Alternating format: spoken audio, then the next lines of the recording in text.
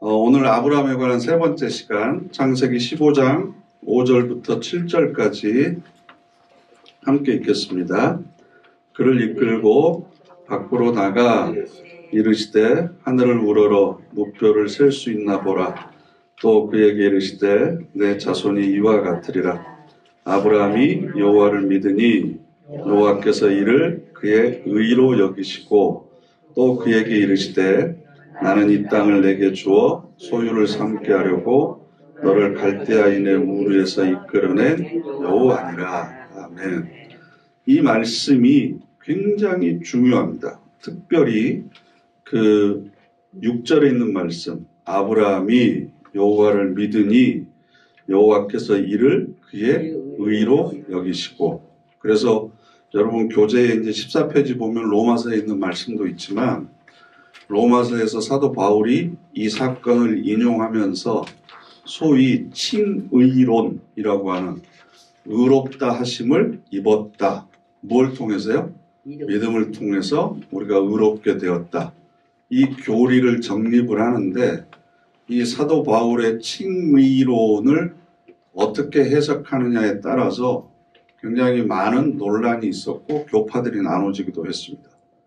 그래서 여기에서 나오는 아브라함의 믿음, 이 믿음의 정체는 무엇이고 그리고 하나님께서 의로 여기셨다고 하는 것이 어떤 내용을 품고 있는지를 우리가 좀 정확히 알아야만 우리 신앙의 방향이 좀 제대로 정립될 수 있거든요. 그러면 15장에 있는 사건은 뭐냐 그러면 15장 1절 말씀 보시면 이후에 여호와의 말씀이 환상 중에 아브라함에게 임하여 이르시되 아브라함아 두려워하지 말아라. 나는 내 방패요 너의 지극히 큰 상급이니라. 그러니까 하나님이 자기를 소개하실 때 어떻게 소개하시냐가 굉장히 중요하잖아요. 11장에서는 스데반이 설교할 때 어떤 하나님으로 나타났다고 그랬죠? 영광의 하나님으로 나타났어요. 그리고 나중에 이스마엘을 낳고 나서 13년 동안 안 나타나시다가 하나님께서 딱 나타나셔가지고 자기를 어떤 하나님으로 소개하느냐 그러면 나는 다 잊어버리셨군요. 전능한 하나님이다. 전능한 하나님이다. 이렇게 본인을 소개하셨어요. 그런데 오늘 말씀을 보면 1절에 뭐라고 소개하세요? 나는 너의 방패다. 방패라고 하는 건 너를 지켜주고 보호해주는 하나님이다. 그 증거가 뭐예요? 애굽에 내려갔을 때 바로 왕으로부터 아내를 지켜줬죠. 그리고 조카 롯을 구하러 갔을 때 그 대군 앞에서 아브라함을 지켜주셨죠. 그리고 너의 큰 상급이다. 바로를 통해서 수없이 많은 제사함들 불러 나왔잖아요. 불려서 다시 가나안으로 돌아왔죠. 전쟁을 통해서도 그 전리품을 엄청 많이 얻었죠. 그래서 그 10분의 1을 멜기세덱에게 줬잖아요. 그러니까 하나님께서 자기 스스로를 나는 너의 방패다. 너의 보호자다. 그리고 나를 믿는 자에게는 내가 이렇게 상급을 베푸는 하나님이다. 이걸 이렇게 지금 드러내 주시는 겁니다. 그랬더니 15장 2절이 11장부터 아브라함의 이야기가 나오는데 처음으로 아브라함이 하나님한테 지금 대꾸하기 시작해요. 그러니까 대화가 시작되는 거예요. 그러니까 드디어 아브라함도 하나님과 교제하기 시작을 하는 겁니다. 그러면서 주 여호와여 무엇을 내게 주시려 하나이까? 상급이라고 그랬으니까.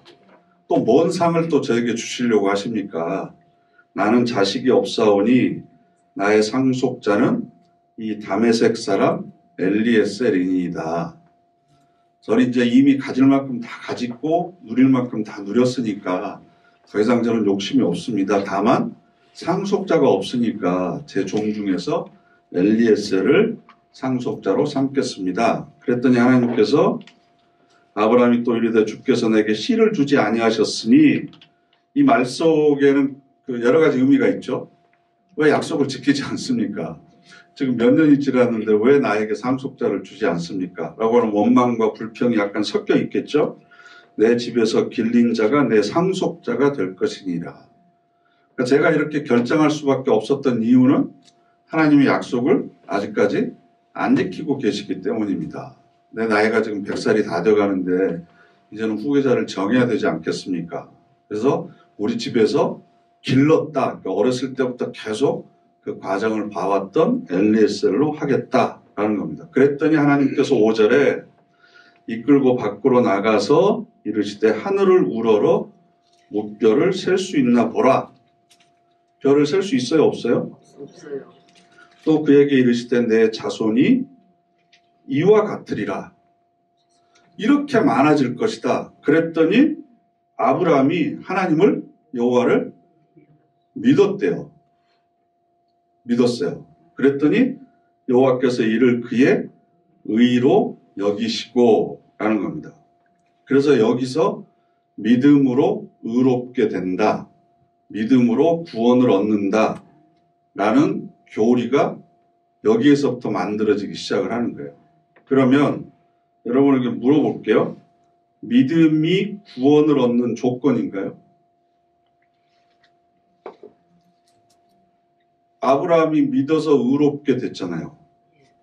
그러면 믿음이 우리가 의롭게 되는 조건이다? 아니다? 이제 눈치가 빨라지셔서 뻔한 걸 물어보면 대답을 잘 안 해요.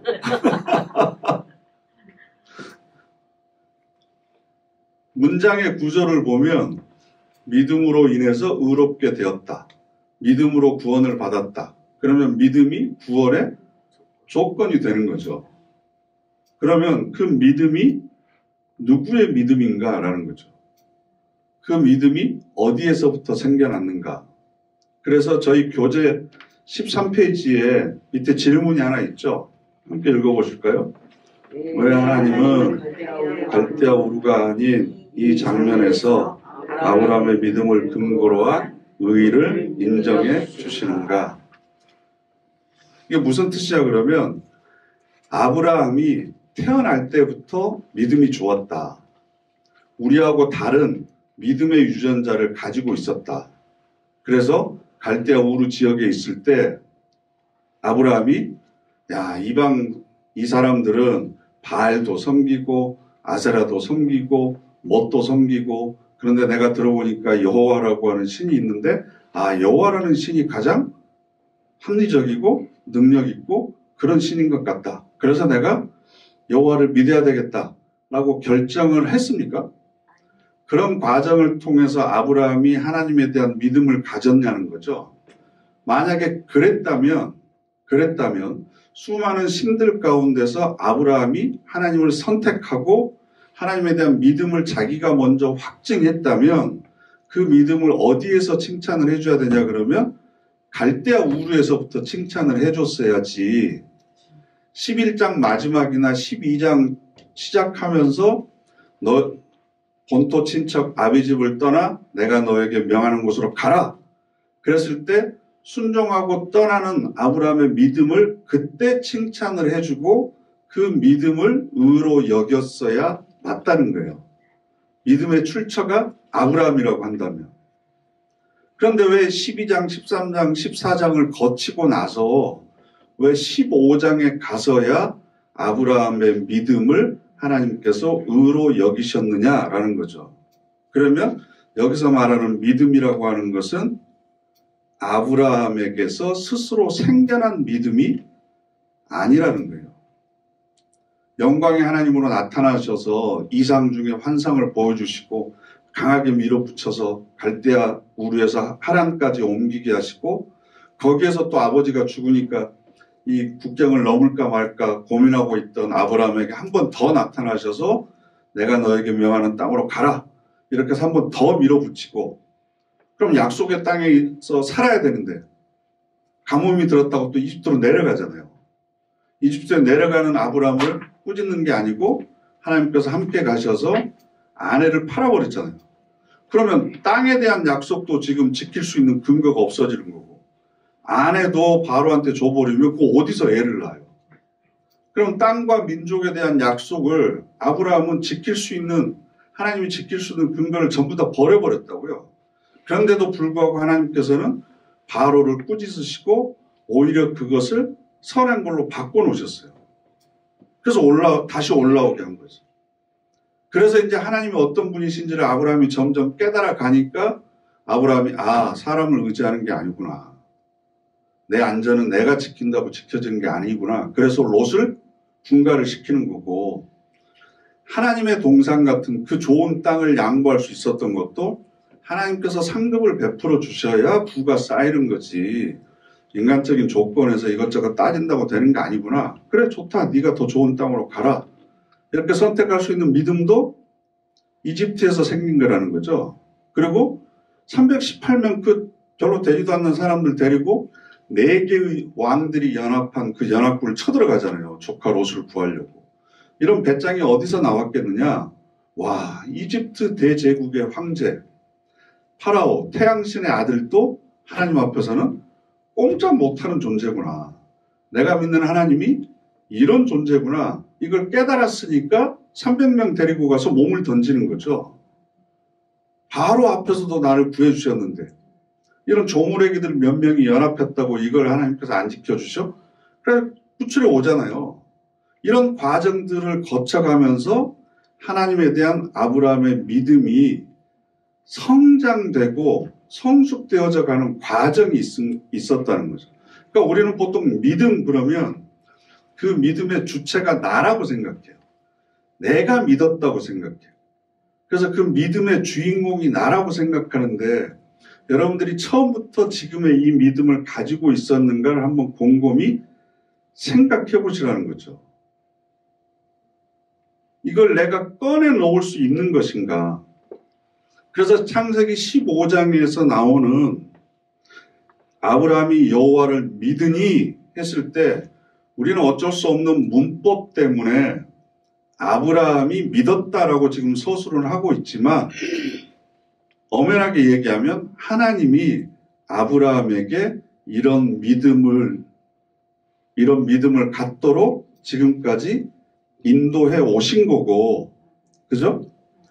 그리고 그렇게 아브라함이 입술로 고백을 하니까 그것을 조건으로 삼아서 의롭다고 인정을 해 주시는 거지, 이 믿음이 아브라함에게서 자연적으로 생겨난 것은 절대 아니다라는 겁니다. 아니다. 이걸 우리가 오해하면 우리는 인과적인 생각이 굉장히 좀 틀이 박혀 있어서, 예를 들면 아침에 여러분들이 밖에 나갈 때 10,000원짜리 한 장을 가지고 갔어요. 네? 더 많이 가지고 다니세요? 아무튼 10,000원짜리 한 장을 가지고 갔는데 이것저것 사느라고 3,000원을 썼어요. 근데 집에 들어와서 보니까 그럼 얼마 남아 있어야 돼요? 7,000원이 남아 있어야 돼요. 근데 1,000원밖에 없어요. 그럼 얼마가 사라진 거죠? 그럼 이게 이해가 안 되잖아요. 그럼 이제 이 결과를 설명할 수 있는 이유를 나름대로 만들어내야 이걸 잊어버리고 넘어가지, 이유가 설명이 안 된 상태에서는 이게 계속 찝찝하게 하루 종일 이틀 사흘 계속 고민한단 말이에요. 그죠? 그럼 이게 어떻게 됐을까? 네? 생각해서 그때 내가 떨어뜨렸나? 3,000원 낸다고 그랬는데 거기 5,000원짜리가 하나 끼어 들어가 있었나? 아니면 누가 나한테서 훔쳐갔나? 아니면 어디 다른 호주머니에 구멍이 났나? 그래서 자기가 가장 믿을 만한 이유를 찾아서 그래서 이게 1,000원밖에 안 남았을 거야 라고 이렇게 원인과 결과가 성립이 돼야 이게 믿어지고 받아들여지죠. 3,000원 썼는데 1,000원밖에 안 남았어. 결과는 이건데 원인이 없어. 그러면 이게 이해가 안 되는 거예요. 그러니까 우리도 어떻게 생각하냐 그러면, 내가 지금 구원을 받았어. 하나님께서 나를 의롭게 여겨줬어. 그런데 아무리 생각해봐도 내가 구원을 받을 만한 근거가 없는 거예요. 왜 저 사람은 여기 없는데 왜 나는 여기 있지? 그럼 당신은 무엇 때문에 구원을 받았습니까? 제가 예수님을 믿어서 구원 받았습니다. 그럼 옆집 사람 저 아줌마는 왜 구원을 못 받았습니까? 저처럼 안 믿어서 구원을 못 받았습니다. 맞아요, 틀려요. 말은 맞는데 원인과 결과가 정확하니까 말은 맞는데 그 믿음이라고 하는 것이 나에게서 생겨나는 것인가? 그건 아니라는 거죠. 그러니까 우리는 그때 내가 믿었잖아. 그리고 그때 내가 집회에서 얼마나 눈물 콧물 쏟았잖아. 그때 내가 이런 경험을 했잖아. 그러니까 내가 구원을 얻은 거야. 그래서 이유들을 막 이렇게 끌어모아서 내가 지금 구원받은 것에 합당한 원인들을 갖다 붙이는데 논리적으로는 맞을지 모르겠지만 실제로 여러분들이 지금 이 자리에 앉아있기까지의 과정을 곰곰이 돌이켜보면 그 믿음이라고 하는 것이 어떻게 생겨난 거냐라는 거죠. 아브라함과는 다른 상황이겠지만 여러분에게도 분명히 하나님께서 강압적으로 푸시하고 아니면 원인을 알 수 없는 고난을 주시기도 하고 실패를 주시기도 하고 아니면 욕심 때문에 좌절하기도 하고 여러 가지 그런 과정들을 겪어서 이쪽으로 올 수밖에 없도록 하나님께서 계속 나를 밀어붙이신 거죠. 그러고 나서 어느 날 갑자기 깨달아서 아, 이게 하나님의 뜻이구나. 그래서 제가 하나님을 믿습니다 라고 고백을 하니까 그래, 그러면 네가 그렇게 고백을 했으니까 내가 의롭다고 인정해 줄게. 의로운 사람으로 내가 구원해 줄게. 그렇게 해서 우리가 온 거지. 그 믿음이 나의 것은 아니라는 거죠. 그래서 구원을 신비라고 그럽니다. 신비. 왜냐하면 이해가 안 되거든요. 왜 내가 지금 이 자리에서 목사라고 지금 성경 말씀을 가르치고 있는지 그것에 대한 근거가 내 자신에게서 찾아보면 이게 도무지 찾을 수가 없는 거예요. 그래서 신비고 그래서 이걸 은혜라고 하는 거예요. 은혜. 은혜라고 하는 건 뭐죠? 조건 없이 베풀어 주시는 것이 은혜예요. 그래서 로마서 4장 14페이지에 있는 로마서 4장 1절부터 8절까지 함께 읽겠습니다. 그런즉 육신으로 우리 조상인 아브라함이 무엇을 얻었다 하리요? 만일 아브라함이 행위로서 의롭다 하심을 받았으면 자랑할 것이 있으려니와 하나님 앞에서는 네, 무슨 말씀인지 알겠죠?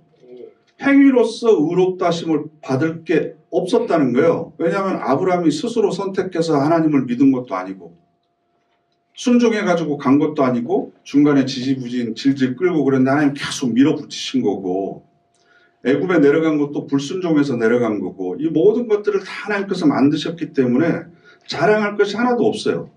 그런데 3절 말씀 성경이 무엇을 말하느냐? 아브라함이 하나님을 믿음에 그것이 그에게 의로 여겨진 바 되었느니라. 이게 바로 15장 6절에 있는 말씀이죠. 창세기. 그죠?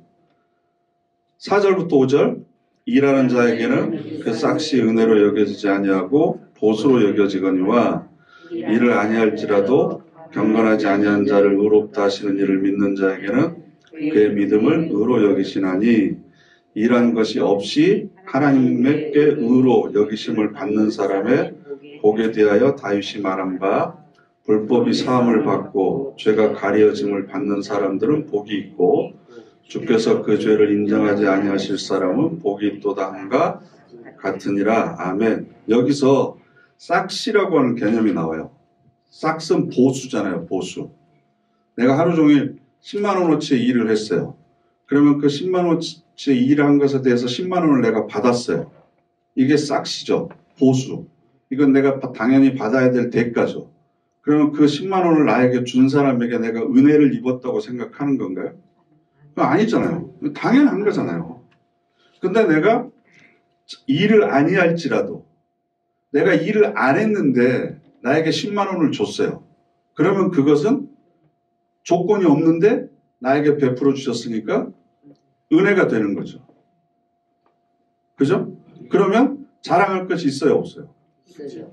네? 그건 자랑할 것. 아니 자랑할 것이 없어요. 자랑할 것이 없죠. 내가 한 것이 없으니까. 자랑하려면 하나님. 그렇죠. 나에게 이걸 주신 분을 자랑해야지. 그죠? 그러면 믿음으로 구원을 얻었다. 일을 했더니 돈을 받았다. 그러면 믿음이 대가로 구원을 얻은 거니까 은혜가 아닌 게 돼버리는 거죠. 그러니까 이 믿음은 내 행위를 이야기하는 것이 아니다. 그 믿음의 주인공은 내가 아니다. 나에게 있는 믿음이라고 하는 건 내가 만들어낸 게 아니다. 내가 선택한 것이 아니라 하나님께서 나에게 심어주신 거고, 그걸 인정할 때 그걸 조건으로 삼아서 우리에게 구원을 베풀어 주시는 거다. 그래서 15페이지 믿음으로 구원을 얻는다 했을 때 믿음은 구원의 조건인가? 조건입니까? 아닙니까? 아니죠. 그래야 구원이 은혜가 되는 거죠. 조건 없이 베풀어 주시는 하나님의 은혜. 그래서 구원은 대가인가? 로마서 4장 4절 말씀. 로마서 4장 4절. 이런 자에게는 그 삭시 은혜로 여겨지지 아니하고 네. 것으로 여겨지거니와. 네. 내가 믿음을 가졌으니까 하나님 구원을 주셔야죠. 당연한 거죠. 내 믿음의 대가로. 그럼 이건 은혜가 아닌 거죠. 내가 믿지 않았음에도 불구하고 나에게 믿음을 심어주시고 그 믿음을 통해서 나에게 구원을 베풀어 주셨으니까 이걸 은혜라고 하는 거죠. 그러면 구원은 자랑인가요? 로마서 3장 27절 말씀. 그런즉 자랑할 데가 어디냐? 있을 수가 없느니라. 무슨 법으로냐? 행위로냐? 아니라 오직 믿음의 법으로니라. 그러니까 우리가 자랑할 게 없는 거예요. 그런데 이 원리를 우리가 신앙 안에서도 자꾸 잊어버리고 자꾸 인과론적인 생각으로 신앙의 모든 영역도 생각을 해요. 그래서 저 사람이 목사가 된 것은 뭔가 우리하고 다른 것이 그 사람 안에 있기 때문에 목사가 됐을 거다. 원인이 뭔가 있으니까 저런 결과가 있을 거다라고 생각을 하는 거예요.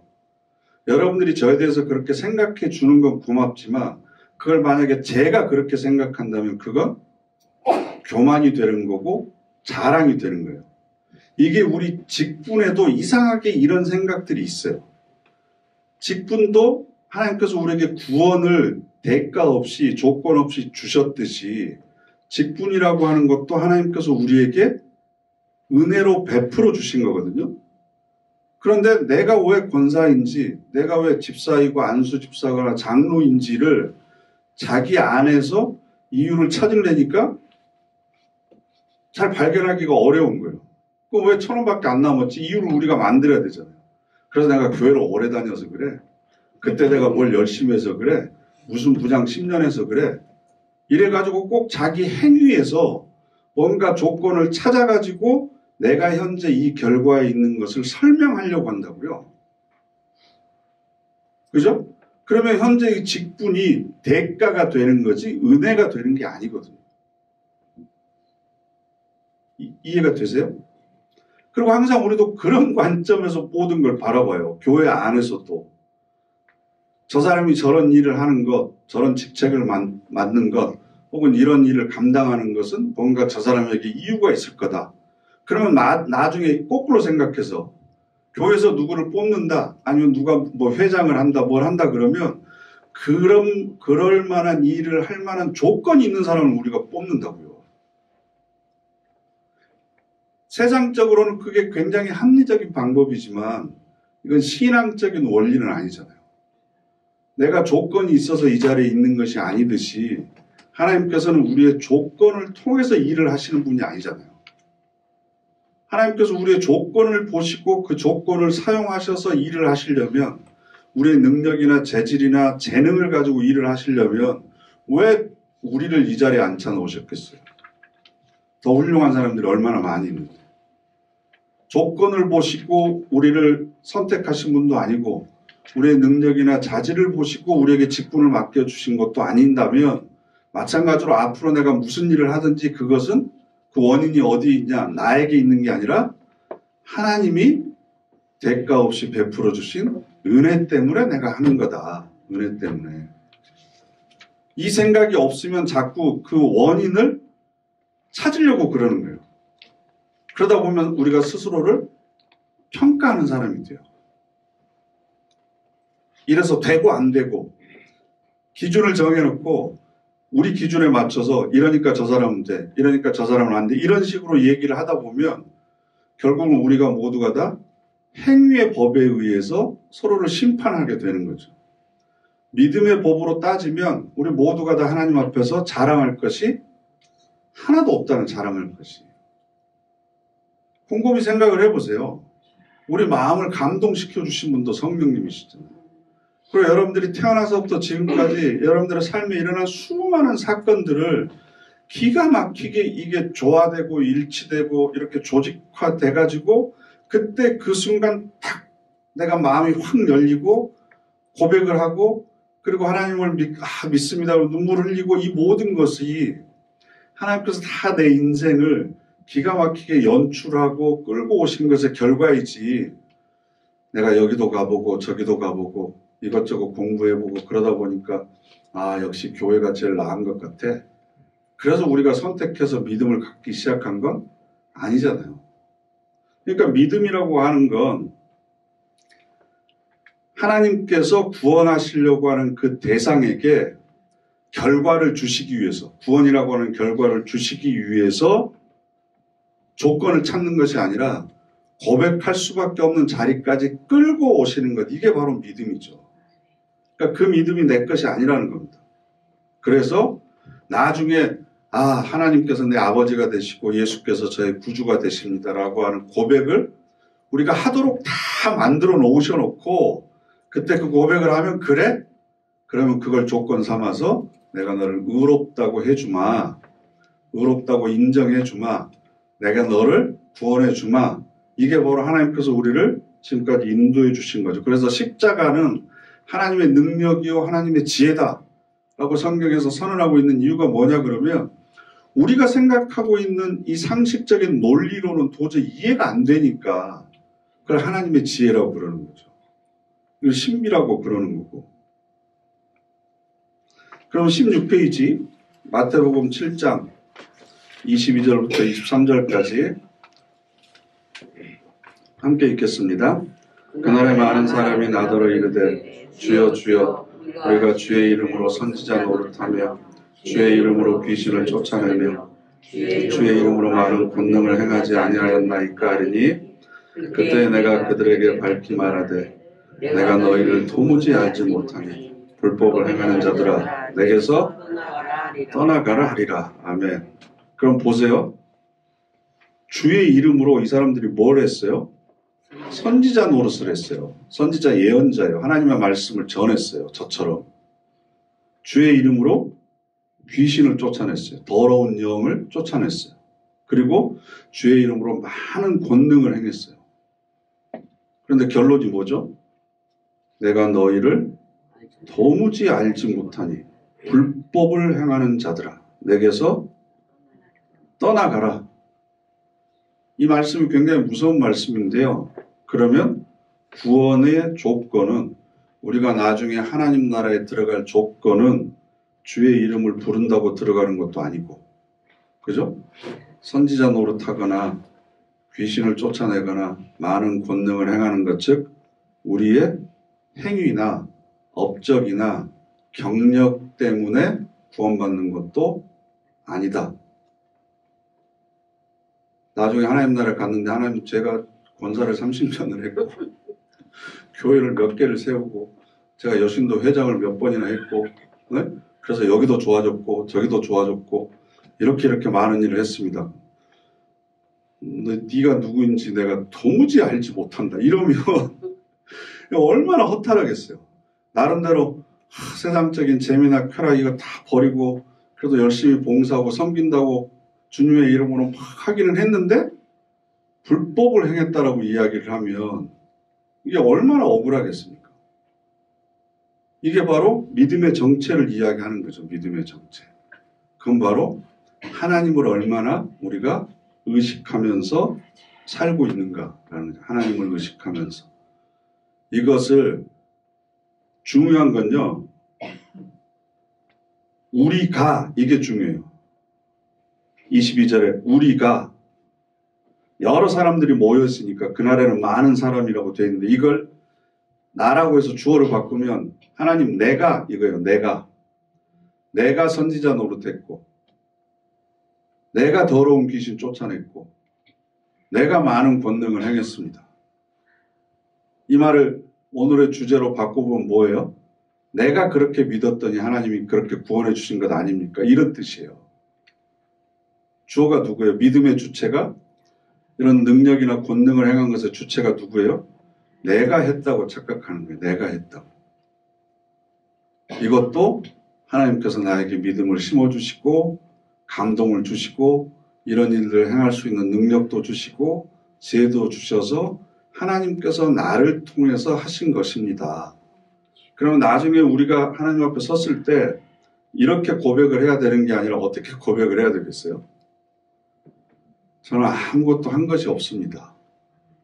오직 하나님이 나를 사용하셔서 일을 하셨습니다. 그래서 하나님 앞에는 제가 자랑할 것이 없습니다. 이래야 잘했다, 착하고 충성된 종아 이러지. 우리는 여전히 내가 뭘 했다는 식으로 자랑하거나 과시하고 그러면 그게 하나님께서 보시기에는 믿음의 법이 아닌 거예요. 이건 행위의 법이에요. 그러니까 믿음의 법의 근거에서 보면 이건 불법이 되는 거죠. 불법이. 하나도 우리가 칭찬받을 게 없는 거죠. 내가 선지자 노릇하고 내가 더러운 귀신 쫓아냈고 그랬으면 이 사람 분명히 이 세상에서 받을 만한 칭찬은 다 받았겠죠. 자기 영광 다 드러내고 다 과시하고 자랑하고 다른 사람들한테 우월감을 드러내면서 봐라. 나는 이거 하는데 니들 못하지. 칭찬 다 받은 거예요. 그러니까 네가 받아야 될 상은 이미 다 받았다. 나는 네가 도무지 누구인지 알지 못한다. 이 불법을 행하는 자야. 그러면 밖에 나가서 슬피 울며 이를 갈미 있을 것이다. 이렇게 되는 거예요. 모든 것을 하나님이 나에게 주셨다. 아, 내가 오늘 성경 공부하러 가야지. 내가 간 거예요. 하나님이 나에게 건강도 주셨고 아침에 눈도 뜨게 해주셨고 다리도 썽썽하게 해주셨고 그래서 내가 하나님이 나를 이곳에 끌고 오신 거죠. 그죠? 내가 섬긴 게 아니고 하나님이 섬길 수 있는 교회도 주시고 섬길 수 있는 재능도 주시고 대상도 주시고 그래서 하나님이 나를 통해서 하신 거죠. 근데 왜 하나님이 그 많은 사람들 가운데 하필이면 나를 선택하셔서 그렇게 하셨는지는 신비해요. 비밀이에요. 그건 하나님의 지혜예요. 그걸 모르니까 우리는 내가 그래서 하나님이 나를 선택한 거야 라고 설명을 할 수 있지만 그게 말이 되기는 하지만 신앙적인 행위, 그 믿음의 법 안에서는 이건 아니다. 그래서 믿음으로 구원을 얻었다라고 이야기를 하지만 구원도 하나님이 주신 거고 이 믿음도 하나님이 주신 거다. 그래서 여러분들 주변에 있는 사람들 아직 그 믿음을 갖지 못하는 사람들도 하나님께서 삶의 여러 가지 사건들과 다양한 방법들을 통해서 마음을 열어 가시고 또 성령께서 감동해 가시고 그래서 아브라함이 처음부터 전혀 하나님을 모르는 사람이었는데 나중에는 이런 사람으로 점점 성숙해 가잖아요. 그리고 나중에는 이제 다음 주 할례인가요? 할례도 받고 아들을 바칠 정도로 믿음이 성장하도록 하나님께서 이끌고 가시는 거예요. 그러면 저와 여러분도 아브라함처럼 믿음의 거장으로 세워 가실 것이다. 이걸 여러분들이 믿으시고 주변에 있는 그 가족들이나 자녀들이나 안 믿는 분들을 위해서 기도하실 때도 안타까운 마음으로 기도하는 것도 중요하지만 나중에 믿음의 거장으로 성장해 있을 때의 모습을 미리 이렇게 떠올리시고 그걸 마음속에 그리시면서 기쁜 마음으로 기도를 하세요. 아셨죠? 그래서 이 은혜가 우리 모두에게 함께 하시기를 바랍니다. 기도하겠습니다. 좋으신